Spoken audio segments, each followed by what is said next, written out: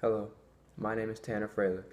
You ever looked around the city of Pittsburgh and wondered how these great steel structures are created? Well, you have one man to thank for that. And that man is Andrew Carnegie. He came to America with a dream like many other immigrants had. He started as a poor working class boy and would eventually create the Carnegie Steel Company. This company became the leader in the world's steel creation and steel distribution and was the largest steel industry in the world at this time. Carnegie had the mindset that you could do anything that you wanted if you put the effort to it.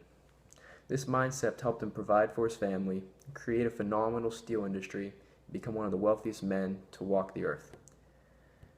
He also fought through adversity and educated himself to get a better job later in life to help provide for his family.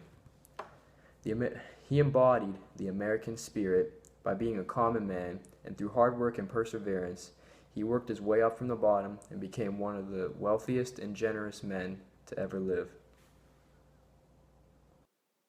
Andrew Carnegie was born on November 25th, 1835, in Dunfermline, Scotland.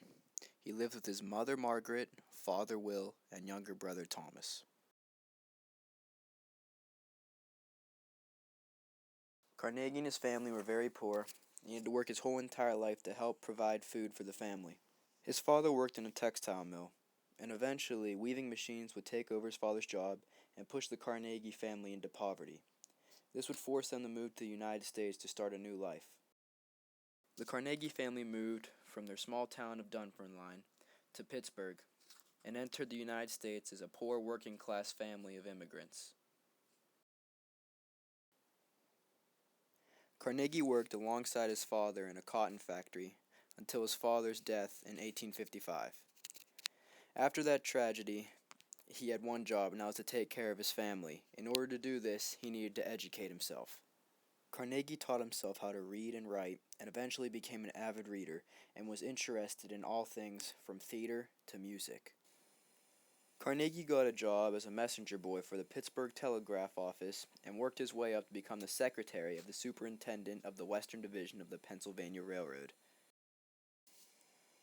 Shortly after the Civil War arose, Carnegie would soon take over as the superintendent of the Western Division of the Pennsylvania Railroad after his boss stepped down and gave him the job. After he received this promotion, he was now earning enough money to provide for his family and pay for a new house.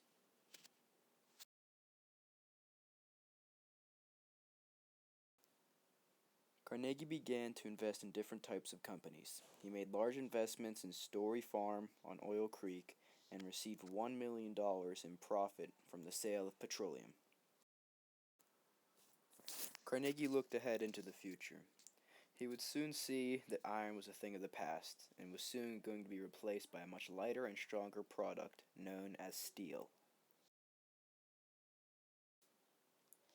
Seeing that steel would be the new source for rails, buildings, and pipes, he used the money he gained from his investments to organize a steel rail company called the Carnegie Steel Company. Carnegie took the growth of his business into his own hands and helped it prosper by cutting prices, driving off competitors, knocking out weak partners, and putting earnings back into the company.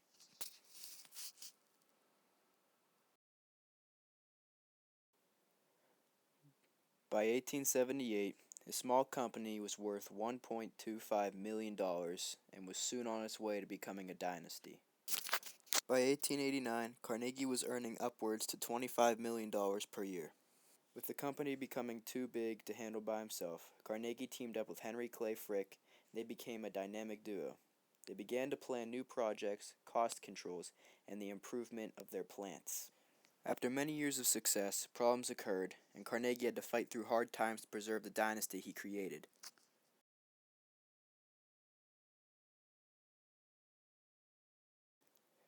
The Homestead Strike of 1892 sought to put an end to the long hours of work with little pay that faced the steelworkers.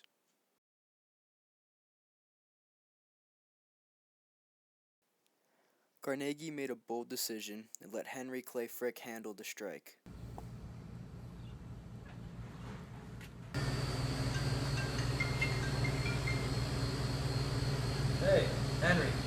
How's it going? Hey Andrew, there's a strike down the Homestead Mill. We're gonna have to get down there quick. You know, just handle it yourself. I trust you. Alright, I'm gonna call them Pinkertons and have them take care of the situation. Unfortunately, Frick's plan did not work. The Pinkertons and the many men that were striking got into a fight and many people were killed. This event hurt Andrew Carnegie's reputation, but it could not sway the path of this amazing steel empire. Carnegie's steel industry was one of the largest ever, and he profited greatly, becoming the richest man alive at this time.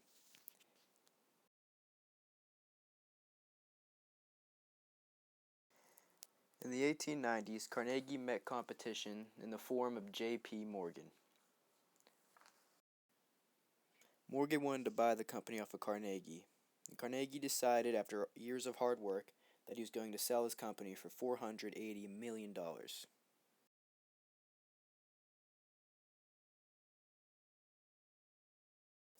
Morgan created the U.S. Steel Company, and Carnegie retired as the richest man ever. Carnegie embraced the fact that he was extremely wealthy and decided to donate his money for the greater good of the economy.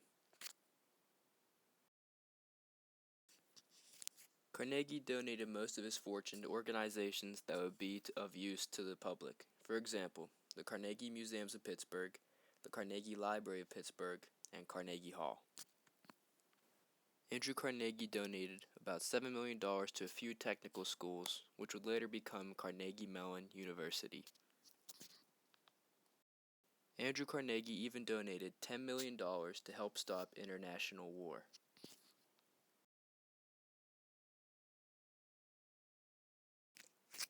Andrew Carnegie is the epitome of what it means to be an American.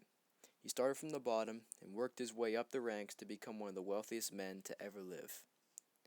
He came into the country an extremely poor boy, but he educated himself and then eventually created his own company.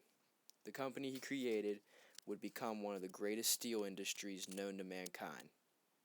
He battled adversity throughout his life and never strayed off his path and stayed focused on his goals. When the going got tough, Andrew got going.